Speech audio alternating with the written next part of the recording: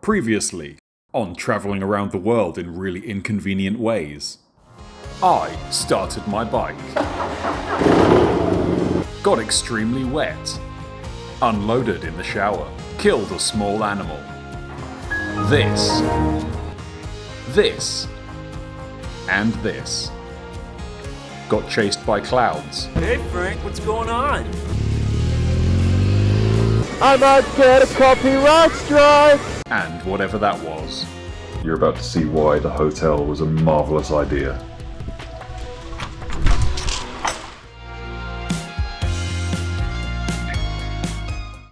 I'm going to ride something like 30,000 miles in I don't know how many days through a lot of different countries. Across Australia from Sydney to Perth, then from South Africa up through to North Africa into Egypt, and then taking the back road round through Eastern Europe, stopping at several places, and eventually landing up in Plymouth, England. I'll be bringing cameras. These ones. I'll be going on my own, so there won't be a cameraman. Everything will be filmed by me. There will also be no support vehicles. I'll be travelling around the world, linking up with myself at the borders.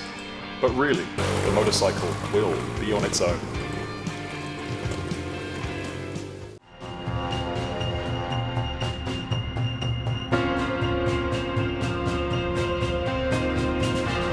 Well, I think it was the best decision I've ever made to stay in a hotel thing last night, because it literally felt like the roof was going to get blown off. It was that heavy. But nobody cares about weather. All I'm saying is I'm glad that I'm dry now, and hopefully it's going to be dry from here on out. So I'm going to get the ferry across, which will save me a bit of time because I don't want to drive through Melbourne. Maybe this will give you a good idea of what it was like last night, considering all the roads are like this now. Delightful. If I get anything wet after all that, I'm going to be a bit cross.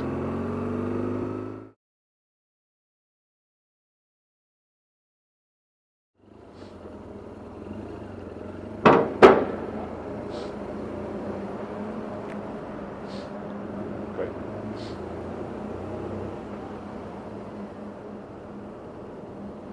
You good there? Nah. We always suggest just to stay with the bikes, especially when we're leaving in Perth. It's been a bit rocky today, so... Okay. And has it got a centre stand? Yeah, it does. You want it on that? Alright. You want it between the poles? Yeah. Yeah.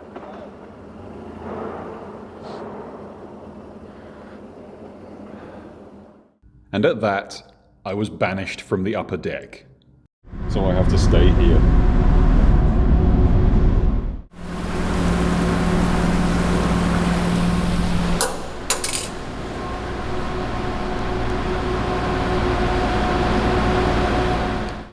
Anyway, with crap weather following me like a horny dog, I finally made it off the boat and decided that the Great Ocean Road was a good idea.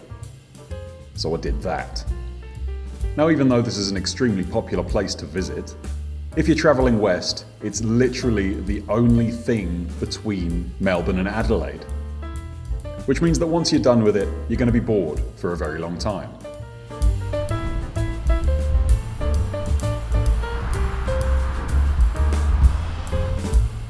This whole tourism thing feels a little bit like when you're a kid at the zoo doing one of those treasure hunts. Everyone's doing it, they're all stopping at the same spots. These cars have passed me about 4 or 5 times because I've been doing it as well. But they'll stop at a place, take a photo, get their clues, and then carry on their journey. It's quite funny to watch. Anyway, after that, I got a bit bored. Being stuck behind caravans on single-lane roads loses its appeal after a while. So I decided to find a place to stop for the night. And it was about here. So seeing as I've stopped for the day, I'm going to have to do something about this.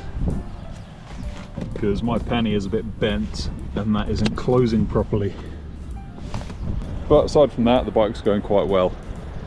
But I don't care about that right now, because this is my campsite for the day.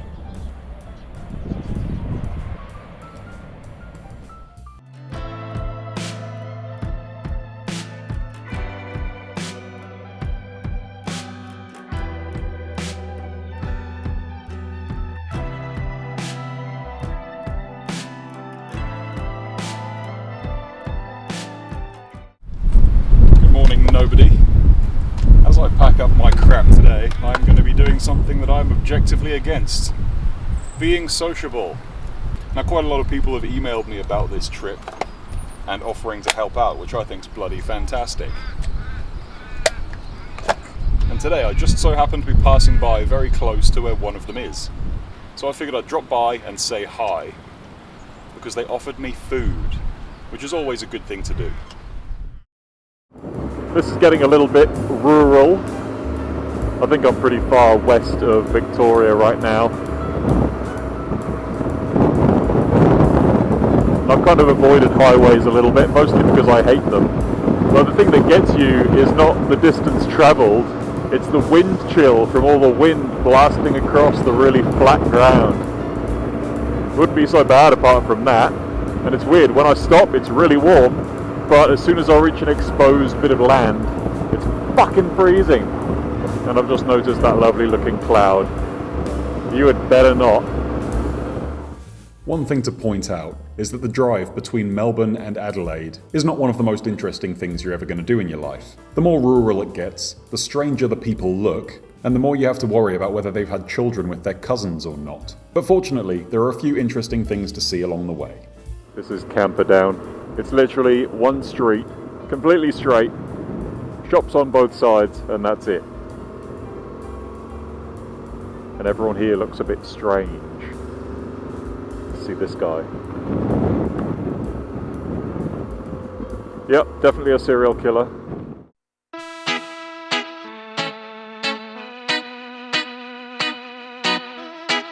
Street drags. Never seen anything like it in my life. It's just a bit of road, on a main bit of road, that they've closed off and turned into a drag strip. And it's just hilarious.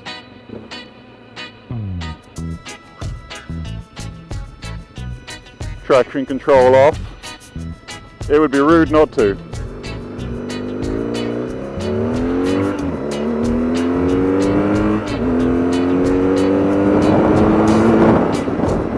Whatever that is in the video. Anyway, calm down. You got a long way to go.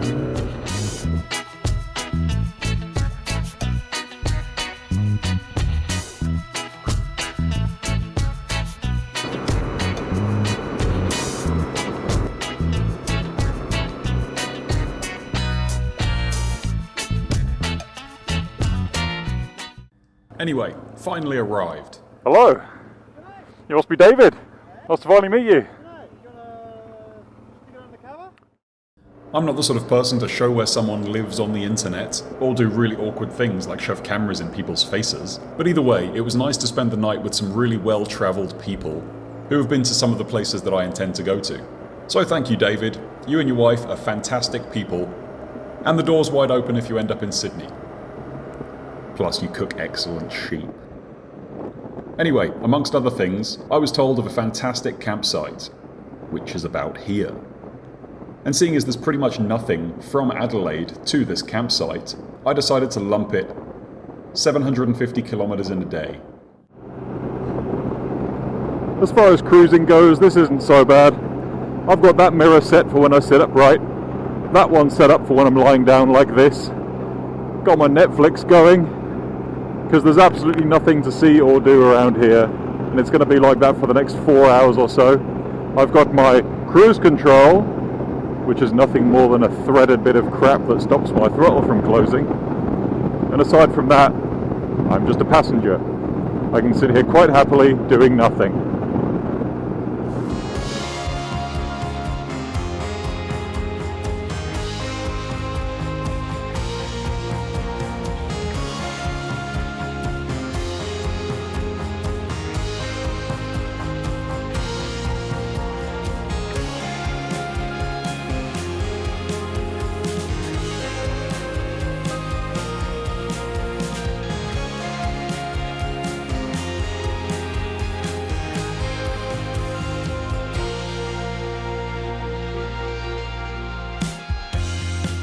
This is where my lack of ability starts to shine through. On a dirt bike or an enduro bike, you just stand up, put your weight back, and steer with the rear. The front doesn't really do anything. And on a massively heavy bike, this works in theory, but only at high speeds. And if you intend to camp on a beach, inevitably, you have to slow down at some point. And obviously, when there are many other people camping on the beach, as you slow down, your bike digs a trench and you slide off to the side, with everybody watching. But I didn't really care, because I was extremely tired and I know that the next day I have to cross the Nullarbor. But that's a story for another episode.